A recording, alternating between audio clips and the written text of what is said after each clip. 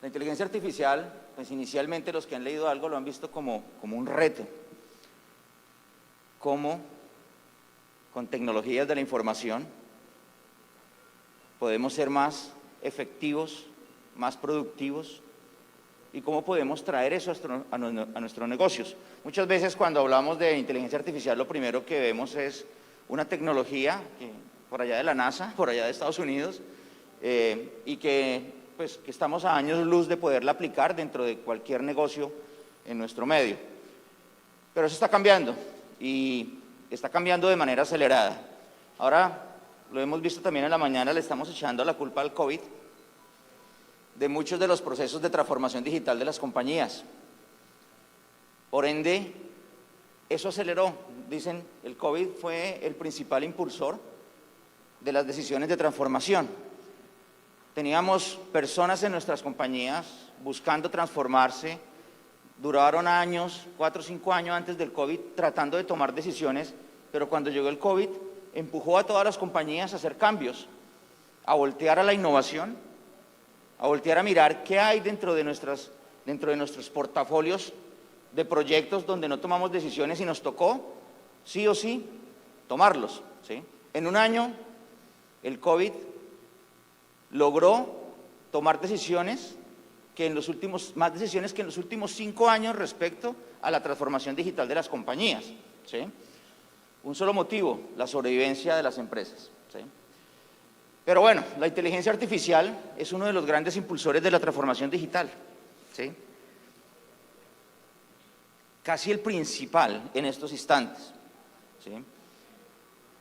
¿Qué hay detrás de la inteligencia artificial? Algo que ya tenemos desde hace décadas, nuestros datos. Es importante entender la diferencia entre lo que es un dato a lo que es información y luego ese análisis de esa información, cómo lo utilizo dentro de mi compañía, ¿sí? Los volúmenes de información vienen creciendo, los volúmenes de datos, perdón, vienen creciendo de manera exponencial. Las compañías cada vez tienen más y más datos y esos crecimientos no son lineales, esos crecimientos son exponenciales. Ya no solamente los datos tradicionales, la información que en algún momento vemos de nuestros clientes, de nuestros procesos, sino muchas fuentes de datos abiertas. Hoy en día, lo más común, las redes sociales, ¿sí? Nuestros clientes, ¿tenemos alguna información básica? ¿Tenemos unos requerimientos regulatorios para protegerla muy bien? Pero cuando vamos a mirar a nuestros clientes, ellos tienen mucha más información en sus redes, participan de manera abierta compartiendo información en muchas fuentes, ¿sí? Y eso es lo que empieza a hacer un poco más difícil esta ecuación de analizarla. ¿Cómo utilizamos toda la información abierta que hay y información que yo también tengo de mis clientes, de mis empleados, de mis proveedores, de mis procesos, ¿sí? Esos son los principales retos que la analítica había empezado a enfrentar hace algunos años. Pero ¿cómo logramos hacer un camino hacia eso que se llama inteligencia artificial? Y vamos a entender un poco cómo dar rápidamente esos pasos, pero tener en cuenta que muchas de las situaciones que nos enfrentamos al analizar nuestros datos, ¿sí?, van a requerir de alguna manera de algunas habilidades, y ahí volvemos al tema del talento, al tema de las personas. En Colombia se vienen haciendo muchísimos esfuerzos para poder entrenar cada día más personas en este mundo de la analítica, de la ciencia de datos. El Ministerio de las TIC ha venido lanzando algunos programas en los últimos 3 o 4 años, entrenando más personas. ¿Por qué? Porque así como lo vieron ahorita, el desarrollo de software y pensando en la analítica como una de las ramas de las tecnologías de información, pues viene demandando cada día más personas y hay un déficit muy grande en nuestro medio, en Colombia y también en toda Latinoamérica y a nivel mundial. En Colombia, Fedesoft hace 3 meses, en agosto, lanzó una cifra de 53.000 puestos de trabajo que no se están completando hoy en día. Hay un déficit de 53.000 desarrolladores o personas con especialización en las tecnologías de información. Volvemos al caso, hay oportunidades muy grandes y en la parte de datos muchísimo más. Se espera que al 2025 ese déficit llegue a 200.000 personas, ¿sí? Un reto grande, pero una cantidad de oportunidades muy fuerte para nuestra juventud. Cuando vamos a empezar a trabajar en estos temas, vemos compañías muy grandes y vemos empresas como Google, como Microsoft, como Amazon. Todas estas compañías se empiezan a identificar como compañías que empiezan a utilizar la inteligencia artificial desde hace muchos años. La inteligencia artificial no es un tema que apareció hace 2 o 3 años, ¿sí? Yo ya voy a cumplir 30 años de graduado de Ingeniería de Sistemas y el trabajo de grado que hice hace 30 años era sobre inteligencia artificial, ¿sí? Entonces decía, no es nuevo, la inteligencia artificial no es nuevo. Tratar de sacarle la mayor información, el mayor provecho a los datos que tiene una compañía no es algo que apareció hace algunos meses o algunos años, es desde hace mucho tiempo. Pero se había vuelto como la herramienta importante para los grandes porque invertían muchísima plata en sus proyectos de inteligencia artificial y podían sacarle mucho provecho y se vio como esas tecnologías que solamente grandes compañías pueden utilizar y vamos a voltear a mirar y pues puede ser que sí, vemos a compañías grandes, Ecopetrol, conozco los proyectos de inteligencia artificial que tienen desde hace bastante tiempo y voy a mirar a los bancos grandes en Colombia, ya llevan 4, 5, 6, 7 años trabajando en inteligencia artificial, pero estamos en un modelo de democratización, es lo que nosotros queremos hacer realmente como compañías de desarrollo de software en Colombia. Yo pertenezco al clúster de software de Bogotá y también a Fedesoft, y uno de los elementos importantes que uno ve en este tipo de reuniones con otros empresarios es tenemos que democratizar y democratizar desde el punto de vista de costos, que compañías en Colombia puedan acceder a tecnologías de este estilo, ¿sí? Con muy pocas inversiones. Lo que casi siempre asusta es no tener las personas o ir al mercado a contratar un proveedor que nos va a costar muchísimo. La inteligencia artificial ha evolucionado y creo que va de la mano, perdón,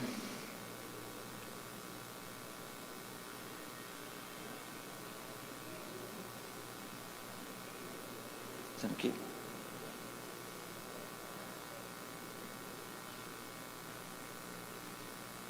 ¿Salió?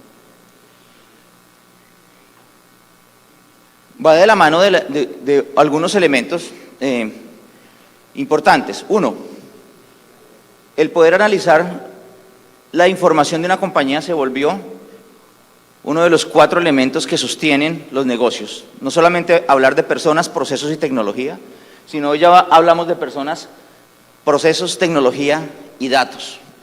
En esta nueva ola que arrancó más o menos en el 2014, donde los datos lo nombran, los datos se volvieron el petróleo, eso creo que lo han escuchado muchísimas veces, pues en los datos de una compañía está el valor, y muchas compañías han generado su valor en el mercado a partir de los datos. ¿Por qué compañías que se han creado en la última década tienen un valor mucho más alto que compañías que llevan más de décadas trabajando? ¿Sí? Porque hay compañías que no tienen activos, se volvieron tan grandes, los casos que todos escuchamos, Airbnb, Uber, todas estas compañías que no tienen, Airbnb no tiene un hotel, Uber no es dueño de un carro a nivel mundial.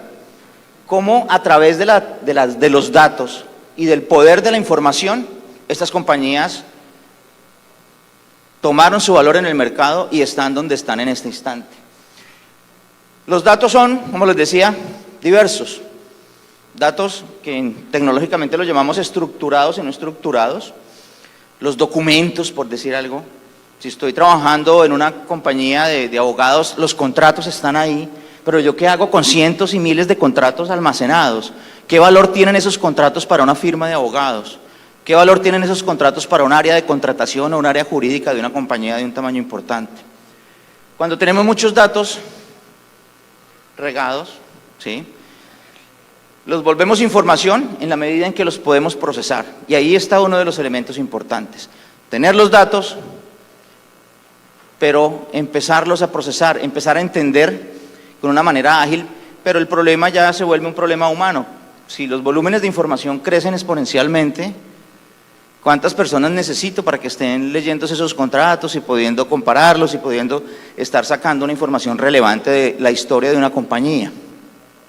O de la información de mis clientes de mis procesos de venta de los últimos 5 años. Pues físicamente el humano no puede procesar todo este tipo de información y es donde los volúmenes crecientes y exponenciales han hecho que estas tecnologías se vuelvan cada vez más efectivas en volúmenes muy grandes de información. Volvemos a términos técnicos. Cuando tenemos volúmenes muy grandes de información, las personas especialistas en analítica ya nos hablan de lagos de datos. No sé si alguno se ha encontrado con ese término en alguna charla, pero los lagos de datos son ese gran repositorio donde una compañía puede guardar de manera estructurada o no estructurada toda la información, y a partir de ese lago de datos es donde empezamos a aplicar técnicas de análisis, donde a partir de esa información organizadita y de calidad, que es uno de los problemas también grandes, ¿no? O sea, nosotros encontramos compañías en nuestros procesos donde hay 5 repositorios de información de clientes y en un repositorio el cliente tiene una dirección, en el repositorio 2 otra dirección, en el 3 otra dirección, y nunca sé cuál es la dirección verdadera. Pero cuando mando campañas de mercadeo, les mando los folletos, los impresos se los mando a la dirección que nunca le llegan, o que le llegan y nadie los lee, ¿sí? O a direcciones que no existen posiblemente. Entonces todo el dinero que se pierde por no tener data de calidad es muy alto. Y precisamente por eso hablamos de la analítica como una escalera. Uno de los principales problemas que tienen que resolver primero las compañías es la calidad de sus datos. Aplicar modelos de inteligencia artificial sobre data que no es de calidad es realmente sacar mentiras, o sobre información mala ir a aplicar modelos que nunca me van a decir nada y no me van a ayudar a mi negocio. Entonces uno de los primeros elementos es lograr esos datos, volverlos información, y esa información de calidad volverla conocimiento, y ahí es donde la analítica ayuda, y ese conocimiento embeberlo dentro de las decisiones de la compañía. Tradicionalmente uno voltea a mirar la analítica de hace 20 años, tenemos a nuestro analista financiero dentro de la compañía y él mira los estados financieros de los últimos 5 años, hace algunas proyecciones y simplemente me analiza la historia. Pero hoy es de valor solamente analizar la historia. No. Hoy necesitamos ser más ágiles. Hoy necesitamos predecir. Yo ya sé qué pasó en estos 5 años, pero con este comportamiento, ¿qué puede pasar este año y el año entrante y el año siguiente en mi negocio, en mi compañía? Aparecen los conceptos de analítica predictiva. Cuando yo solamente baso mi análisis en el pasado, en el coger información histórica de grandes volúmenes, analizarla, estaba hablando de una analítica que se llama la analítica descriptiva. Y esa analítica descriptiva es el estado donde muchas de las compañías se encuentran hoy en día en nuestro medio, en Colombia. Generar reportes, esa es la tarea que hacemos tradicionalmente en las áreas de tecnología. El reporte contable, el reporte de ventas, por región, por producto, ¿sí? Por tipo de cliente, está bien. Ese es mi reporte, se lo entregamos al gerente comercial y él tiene que empezar a idear tácticas para poder mejorar esa información que tiene del pasado. Está bien, ese es uno de los elementos, no está mal, eso es lo que tradicionalmente hemos hecho. Muchos utilizando Excel. Excel es la herramienta más utilizada hoy para la analítica descriptiva, porque ya metemos y metemos, pero si esa información es de calidad, no sabemos. Si la hacen 2 áreas diferentes de la compañía, de pronto los datos sean diferentes. Para esta área las ventas dieron 11 pesos y para esta dieron 12, pero la problemática para saber quién tiene la fuente de la verdad, ese es uno de los problemas nuevamente relevantes, que cuando empezamos a tener calidad en los datos, vamos a poder tener mejores decisiones. Pero bueno, estaba la analítica descriptiva y estamos hablando ya de predecir, ¿sí? ¿Por qué? Porque el conocer qué puede ocurrir a futuro es de mucho más valor y de una manera mucho más acertada, ¿sí? Entonces, las técnicas para empezar a predecir empiezan a generar una nueva área del conocimiento, la analítica de predecir, la analítica predictiva, que la utilizamos por todos lados. Yo creo que uno de los usos más grandes, por ejemplo, es en el predecir el tiempo. ¿Qué va a ocurrir? ¿Hoy va a llover? ¿Qué temperatura va a ser hoy? Y pensamos que ese tipo de información es simplemente para saber qué ropa me pongo o qué ropa no me pongo para salir, o si llevo paraguas o no llevo paraguas. Pero muchas compañías utilizan la predicción del tiempo, ¿sí?, para hacer la gestión de sus inventarios, para llevar a las góndolas de los almacenes, ¿sí?, productos de acuerdo al clima. Las compañías aseguradoras en el mundo utilizan la predicción, ¿sí?, para avisar a las personas que están conduciendo bajo ciertos problemas climáticos, no acercarse allá porque tienen un seguro de autos y muy seguramente van a sufrir un accidente y la compañía de seguros va a tener que incurrir en el cubrir unas pólizas de alto valor. Ese es el uso de este tipo de información predictiva. Entonces empieza a abrirse un camino muy importante a la predicción. Y es uno de los escenarios más fuertes que hay hoy en el uso de informaciones. Aparecen palabras y tecnologías como el machine learning, las máquinas aprendiendo, las máquinas aplicando, con software obviamente, técnicas más allá de las tradicionales estadísticas para lograr sacar más verdades de esa información que tengo y de esos volúmenes muy grandes. Entonces la era del conocimiento desprendió, ¿sí?, y los enfoques predictivos empezaron a volverse lo más interesante para las compañías, ¿sí?, en todas las áreas, en todas las áreas. Nosotros estamos trabajando hoy en algunos modelos predictivos para salud, ¿sí?, utilizar análisis para poder dar una predicción de aparición de enfermedades. Estamos trabajando con 5 clínicas en Colombia en este instante, de predicción de enfermedades huérfanas. ¿Saben? Los que están en salud de pronto tengan alguna cercanía, son enfermedades que aparecen en un número de millones de pacientes, pero son enfermedades que para una IPS tienen un costo no solamente para poderla diagnosticar, sino también luego para tratarla, que son realmente costos altos. Un modelo de machine learning con análisis predictivo, ¿sí?, que analice 35 millones de historias clínicas, un modelo que pueda ir aprendiendo y pueda cada vez más subiendo esa probabilidad de predicción, porque los modelos se van reentrenando. Acuérdense que cuando les decía la calidad de la data, yo puedo estar generando un modelo de inteligencia artificial sobre data y quedarme iterando y nunca me va a decir nada, porque la data pues finalmente no venía con mucha calidad. Pero colocando como ejemplo, para no ser tan técnico, es una aplicación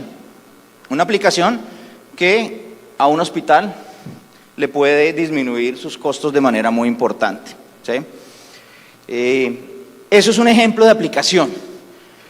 Aparece otro tipo de analítica, y es lo que se llama la analítica prescriptiva. Entonces, vimos 2 casos, para que se lleven eso hoy. Hay 4 tipos de analítica. La analítica descriptiva, donde analizamos el pasado, y sobre ese pasado buscamos algunos elementos relevantes que relacionen esa información del pasado para poder tomar decisiones en sus empresas. La predictiva, que no solamente se queda en el pasado, sino que utiliza técnicas avanzadas para poder predecir comportamientos futuros, ¿sí? Y la prescriptiva, que se ha vuelto también muy importante de manera reciente, es la que, además de mirar hacia el futuro, también me recomienda, me dice qué hacer para que la situación mejore, ¿sí? Aparecen técnicas de optimización. Entonces nos dicen, vea, usted en una fila bancaria, usted está atendiendo 200 personas con un cajero, ¿sí? Listo. La descriptiva me muestra que hoy fueron 190, mañana son 210 y hoy volvieron a ser 200, ¿sí? La predictiva me dice, porque mañana va a llover, no le van a llegar 200, sino le van a llegar 50, ¿sí? Y la prescriptiva me dice, pues como mañana vienen 50, entonces no traiga tantos cajeros mañana, solamente ponga 2 cajeros, porque mañana no va a haber tanta demanda de personas haciendo fila aquí en el banco. Es un ejemplo muy sencillo. La analítica prescriptiva se viene utilizando muchísimo en diferentes industrias. El sector financiero bastante, ¿sí? Casos como cómo optimizo el refill, por ponerle un nombre en inglés, cómo optimizo el recargar los cajeros automáticos, ¿sí? Hay compañías que han avanzado muchísimo en esos modelos, de manera que no tengan que estar con dinero recorriendo, yendo a cajeros donde todavía hay mucho dinero, cajeros donde ya no hay nada y se van a terminar colocando no disponibles porque no los fuimos a proveer de dinero de manera adecuada, ¿sí? A las atenciones tradicionales de filas, el volver a cargar de inventarios un almacén, ¿sí? Todos esos son casos de analítica prescriptiva. Además de que me detecte los problemas, de que me dé una probabilidad de que algo va a ocurrir, pues le voy a dar con la prescripción, como un médico, una receta, una prescripción. Venga, para evitar esto, haga esto. Coloque más cajeros, cambie las rutas de transporte, cambie las rutas de distribución, ¿sí? Haga un reemplazo de inventarios de una manera diferente. Eso es lo que logramos con la analítica prescriptiva. Entonces, 3 cosas nuevas de analítica. Y para terminar, el último escenario, que es algo un poco más reciente, y que viene obviamente con la evolución de la era de los datos, y todo esto que ha ocurrido con el crecimiento de la información, está en lo que se llama analítica cognitiva. Ese es ya el top, llamémoslo, que empezó a darse hace más poco tiempo, ¿sí? Y que tiene que ver con esa analítica donde empezamos a mirar cómo el ser humano aprende y tratamos de reproducir ese modelo de aprendizaje para que estos productos de software, con la data que tienen detrás, puedan empezar a aprender y ayudarme cada vez más a tomar decisiones. Recuerden, la analítica está detrás de apoyar a las personas para la toma de decisiones. Ese es el objetivo final de un proyecto de este estilo o de una solución de este estilo, ¿sí? Entonces, la inteligencia artificial es un subconjunto de ese gran masa de lo que se llama análisis de información, ¿sí? Y se da precisamente en ese escenario, cuando empezamos a buscar técnicas que simulen el comportamiento en que el ser humano aprende para lograr que esa analítica sea mucho más efectiva. Voy a colocar algunos casos, que aquí por cuestión de tiempo. Estos son problemas técnicos, llamémoslo así. Cuando tengo muchas fuentes de datos, pues el problema se me va creciendo entre más fuentes de datos yo tenga, ¿sí? Y hoy tenemos fuentes de datos abiertas, por ejemplo. El gobierno colombiano tiene una estrategia de fuentes de datos abiertas muy interesante. Pensaba ahorita con el ejercicio que hicimos del celular, la información a veces creo que es mía y si yo tengo que compartirla con otra entidad del Estado, no puedo, ¿sí? El tema de fuentes de datos abiertas es porque estamos en la democratización de la información. La información tiene que compartirse, de manera que si la información le va a servir para soportar un proceso, para poder tomar una mejor decisión, para servir mejor al ciudadano, pues la información tiene que compartirse, ¿sí? Y tiene que compartirse es que ya técnicamente pues vamos a tener muchos problemas, porque tenemos muchas fuentes de información diferentes, muchos repositorios de bases de datos, muchas tecnologías, pero ese problema se lo dejamos a las compañías como la mía.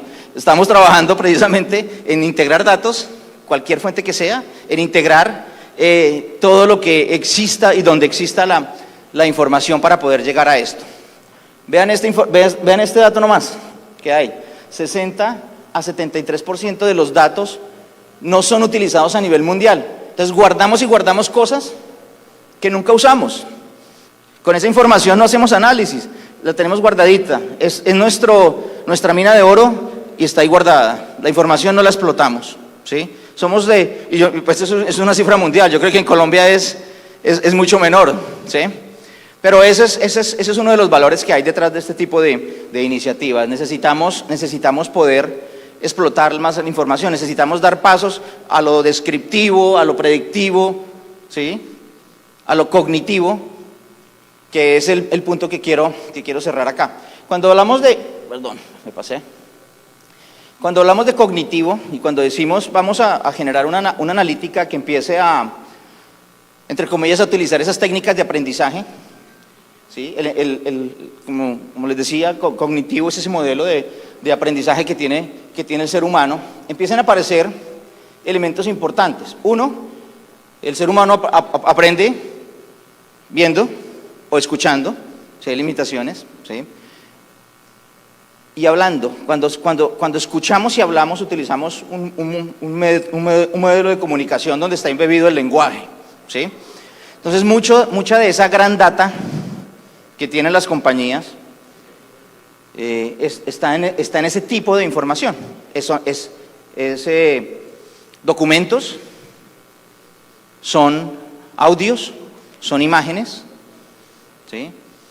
Imágenes y video, que es una de las tecnologías también más utilizadas hoy en día dentro de estas técnicas de inteligencia artificial. La inteligencia artificial, cuando tenemos que analizar video, pues es algo bastante complejo pensar cómo el ser humano puede estar sentado 24 horas analizando una cámara a ver si pasó una persona que no se registró en una portería, o si un carro se pasó un semáforo en rojo, ¿sí?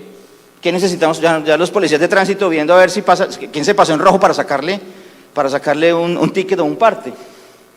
El video es una de la información más pesada y de gran costo para las compañías. No se imaginan lo que es guardar video, ¿sí? Lo vemos cuando descargamos una película de Netflix. ¿Cuánto pesa esa cosa dentro de mi computador? Ahora no son 2 horas de película, sino son 1000 cámaras guardando 24 horas al día lo que pasa. ¿Cuántas personas necesito para que analicen qué fue lo que ocurrió con esas 1000 horas de grabación o con esas 24 horas de grabación de mis 1000 cámaras que tengo distribuidas? Piensen en ese tamaño de información y se van a dar cuenta del problema tan grande que hay detrás de esas técnicas de analizar videos o de analizar imágenes, ¿sí? Entonces, no lo podemos hacer de manera diferente. Las técnicas de analítica, de inteligencia artificial, vinieron a resolver eso. Es más fácil identificar algoritmos de inteligencia artificial que ya están listos para usar, los cuales yo pueda entrenar de acuerdo a mi negocio para utilizar análisis del lenguaje natural, análisis de video, análisis de imágenes. Les cuento un ejemplo que estuvimos revisando hace poco con una empresa de acueducto en Manizales, y es cómo ir identificando que un tubo que transporta agua potable pueda empezar a tener fallas. En este caso son fisuras que se pueden presentar dentro del tubo. Existen cámaras que se embeben dentro de estos tubos que están tomando imágenes cada 60 segundos y las están transmitiendo, ¿sí? Necesitamos un modelo de análisis de imágenes que empiece de manera automática a identificar unas primeras fisuras en tamaño, en espesor, e ir generando alertas en la medida que esas fisuras pueden ir creciendo. Primero, utilizo analítica cognitiva para hacer ese análisis de imágenes. No tengo ya una persona ahí, porque es que va a ser imposible tener cientos de personas mirando eso. Uno, para poder predecir que este tubo en esta parte, posiblemente, si sigue así, en 3 meses se va a reventar, ¿sí? Es una aplicación muy sencilla y un modelo donde cada 60 segundos está llegando una imagen del mismo tubo, ¿sí? Ya no las almacenamos, porque si cada vez que llega una imagen es igual que la que llegó hace un minuto, ¿yo para qué guardo eso? ¿Sí? Yo guardo las imágenes solamente que me empiezan a dar algunos cambios, alguna diferencia. ¿Qué hago? Le ayudo a la compañía a disminuir una cantidad de dinero invertido en el almacenamiento de todas estas fotos, pero por otro lado le ayudo a predecir y hacer mantenimiento mucho más acertado, ¿sí?, sobre un comportamiento que de manera natural el ser humano no lo iba a poder hacer, ¿sí? Y hay muchas otras aplicaciones en la parte conversacional. Yo creo que todos han escuchado los temas de los chatbots. No sé si alguno no ha escuchado o han escuchado qué es un chatbot, ¿sí? Que hay detrás de un asistente virtual, esas tecnologías que ahora hay por WhatsApp, por ejemplo, donde no sé si detrás hay un agente de un call center o detrás hay un software que me está contestando a mí, ¿sí? ¿Qué pasa?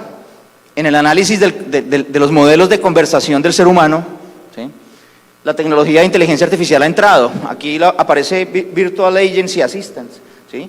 Cada vez más hay detrás de esos WhatsApp, de esos Facebook Messenger, de esas aplicaciones que se me despiertan cuando entro a internet y a mí me preguntan ¿qué te puedo ayudar? Pues allá no hay detrás de eso, no hay una persona diciéndome ¿qué te puedo ayudar? Hay un asistente virtual, ¿sí? Que de acuerdo a lo que yo le escriba va a empezar a interactuar conmigo. Tradicionalmente, ¿qué ocurría? Uno llamaba a una línea telefónica y le decía marque 1, marque 2, marque 3 para tal cosa, marque 4, ¿sí? Pues listo, eso era un árbol de conversación. Usted marca 1, se va por acá y cuando ya se dio cuenta que no era para acá, devuélvase otra vez hasta el menú anterior y es cuando uno después de una interacción de media hora decide colgar porque ya está totalmente aburrido de ese modelo. Los modelos de agentes virtuales son modelos que actúan de acuerdo al entendimiento del software, de la intención de lo que yo voy a hacer enfrente o que lo que yo quiero enfrente de este servicio, ¿sí? Si yo estoy enfrente de un e-commerce, que ha ocurrido muchísimo con la pandemia, por decir algo, y tengo un modelo de venta detrás de ese e-commerce interesante, pero si yo coloco un agente, y dependiendo de la cantidad de ítems que yo maneje en internet, ustedes saben que puedo tener 20.000 diferentes ítems para poder vender en un catálogo de productos en internet. ¿Cómo hago un agente virtual que le ayude al usuario que está ahí a ir al producto que quiere? ¿Sí? Y que no tenga que navegar por 500 páginas y que a los 10 minutos, porque el tiempo en internet ya se volvió oro. Si yo no encuentro mi producto en los próximos 3 minutos, ya me voy de ahí, ¿sí? Ese agente tiene que tener inteligencia cognitiva para entender ese texto, porque es que los clientes, unos me van a preguntar de una manera y otros me van a preguntar de otra y me van a escribir de manera diferente, entonces yo no puedo tener un árbol o muchos árboles para poder navegar y entender de la manera en que me van a preguntar. Yo tengo que entender el contexto semántico de lo que hay detrás de una conversación vía texto, y eso es lo que hace la inteligencia artificial. Entonces no necesito armar un proyecto, puedo embeber inteligencia artificial en mis negocios con temas tan sencillos, entre comillas, como los asistentes virtuales, como los agentes virtuales.